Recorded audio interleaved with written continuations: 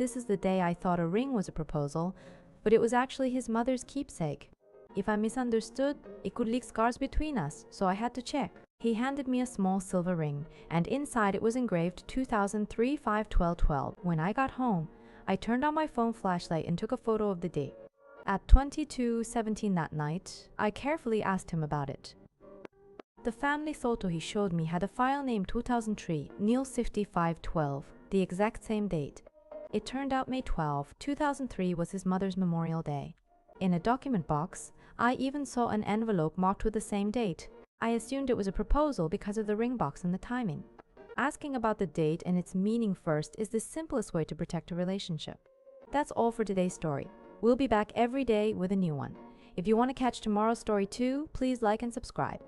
After a fight, I sat alone in a cafe and a note someone left changed my relationship. If you do not verify, the same argument loops. The note had one line, no guessing today, ask one verification question. So I screenshot the last 3 chat lines right away. I was mad because it felt like no reply, but I checked and saw 7 unread messages and their notifications were turned off. I followed the note and asked a verification question. Were you just late replying today? Then I attached the screenshot as my proof. They replied that focus mode blocked alerts. So we said 2 steps, urgent stuff becomes a call, and normal replies are 1 short line. The cause was a guess turning into a fact, and the fix was 1 verification question plus a screenshot. Tip: save 1 proof image first. That's all for today's story. We'll be back every day with a new one. If you want to catch tomorrow's story too, please like and subscribe. When they say the relationship feels heavy, you have to check if the burden is you or their situation. If you don't, you spiral and the relationship breaks. Here was the pattern. For 2 days, replies went quiet for 4 hours at a time and they got oddly short. So I sent 1 check question: is the burden us or what you're dealing with lately? The results surprised me. They sent a note screenshot saying this month's repayment date was coming up. The screen literally showed the phrase automatic transfer failed, and that evidence shifted the whole talk. But I checked 1 more time what burden actually meant. I did it in 2 steps, asked for 1 line of today's alert, then matched that time window with the call log together. The cause wasn't me, it was money stress, burnout, and guilt.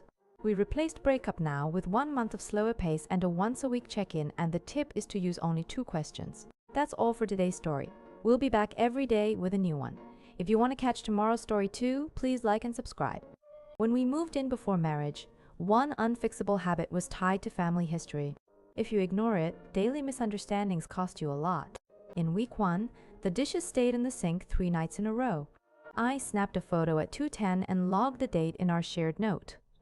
The proof was weird. Every morning only my cup was washed, everything else stayed. I also captured a fridge note that said today, only my share. The second pattern was money talk. The conversation shut down instantly. I highlighted the line with 28,001 and the words wait a second, then saved it. So I did a simple 2-step check. I asked why that phrase shows up, then showed the screenshots. Only then they said, at home as a kid, you got blamed unless you protected your own share. The cause was a family rule built around scarcity and avoiding blame, and we replaced it with a 15-minute reset timer plus 1 expense note line. Tip: run a 7-day habit log and talk using screenshots, not accusations. That's all for today's story. We'll be back every day with a new one. If you want to catch tomorrow's story too, please like and subscribe. Let me set the topic. Your partner not checking your social media may not mean lack of interest, and we need to explore why. First scenario, partners may avoid social media interactions because past conflict arose when relationship details were shared online.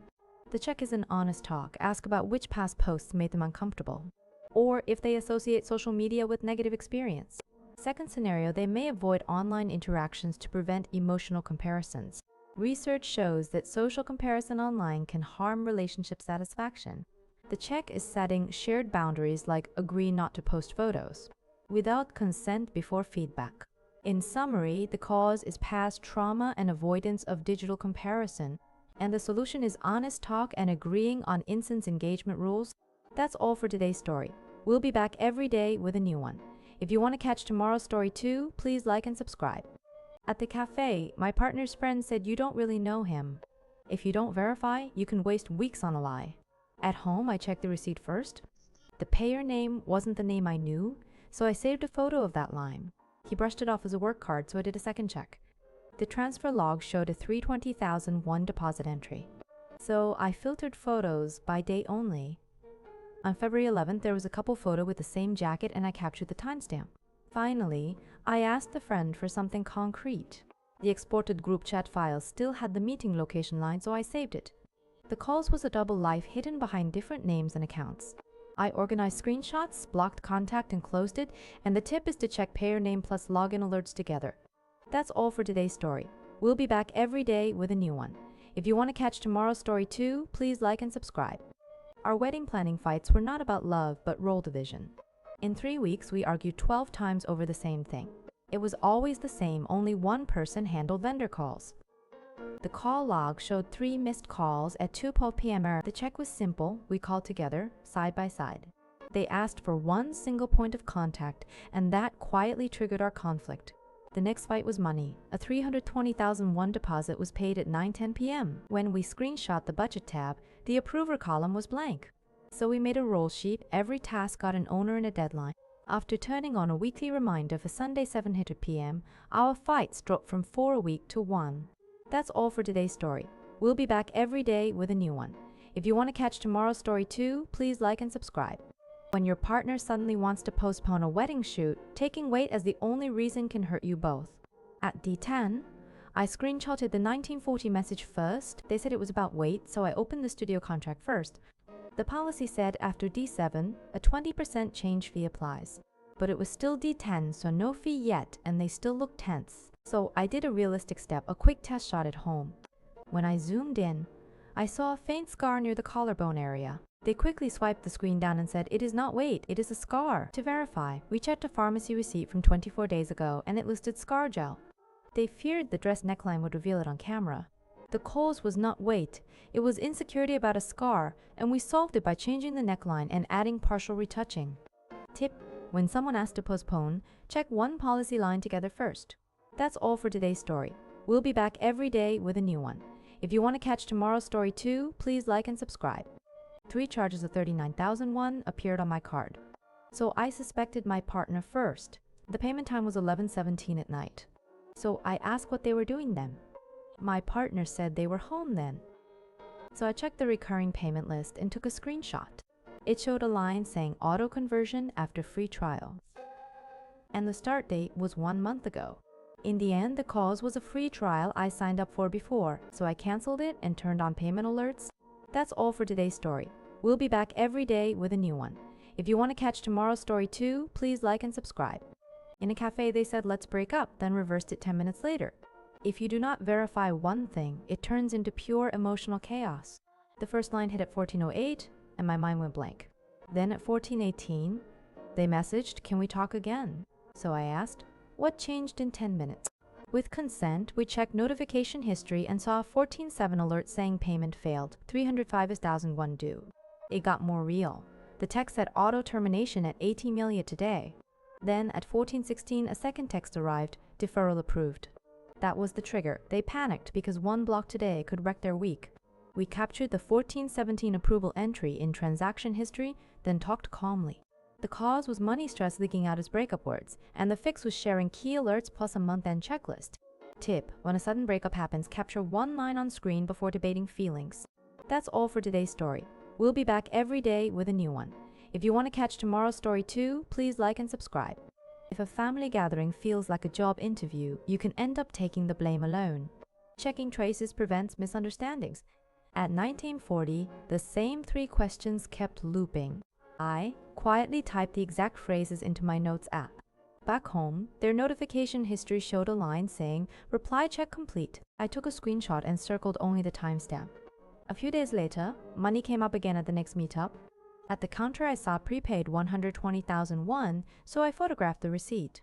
Then a group chat message dropped a line, "Family rule, greet first, take turns paying." I screenshot only that sentence and placed it next to my notes. The cause was my partner trying to please their family without warning me about the criteria. I showed 2 screenshots. We agreed on clear rules, and the tip is to save one line right after the meetup. That's all for today's story. We'll be back every day with a new one.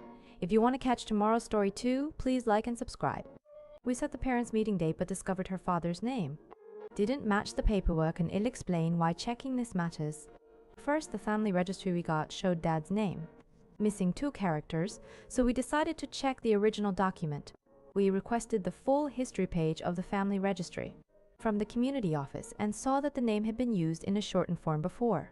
From that history we learned the name had been shortened in past official records and recently corrected, so we called her family to confirm. It turned out her parents used a shortened name for a long time, but the latest family registry page matched the full name. The cause was past use of a shortened name, and we solved it. By securing the latest full registry page, my tip is check the full document history before meeting parents. That's all for today's story. We'll be back every day with a new one. If you want to catch tomorrow's story too, please like and subscribe. The moment my partner said marriage is reality, I feared the attitude more than the bank balance. If I do not check it, I could be mistaken for years. At 11 p.m. that night, I suggested opening the budget app together. We captured the last 3 months of spending and divided each category. The result was unexpected. Out of a monthly income of $250, only $30 was saved, and there was no emergency fund at all. So I asked about roles.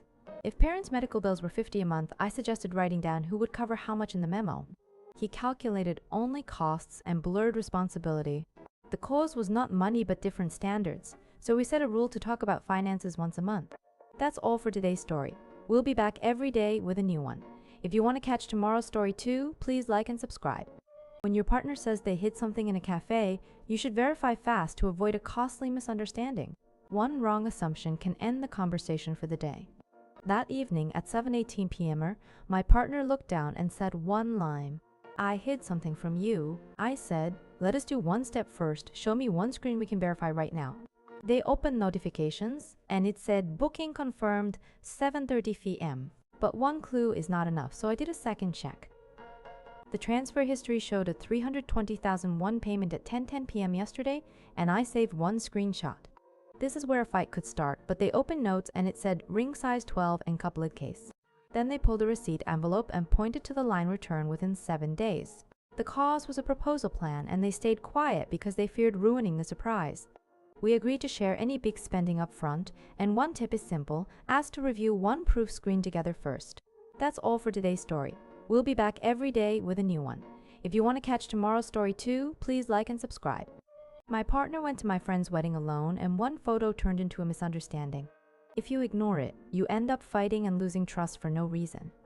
At night, the group chat posted a 1920 photo, and a stranger was right next to my partner. Instead of screenshotting, I checked the original file details first. The info showed auto crop was on, and the center cut made it look suspicious. So I checked the seating chart photo and looked up table 7 right away.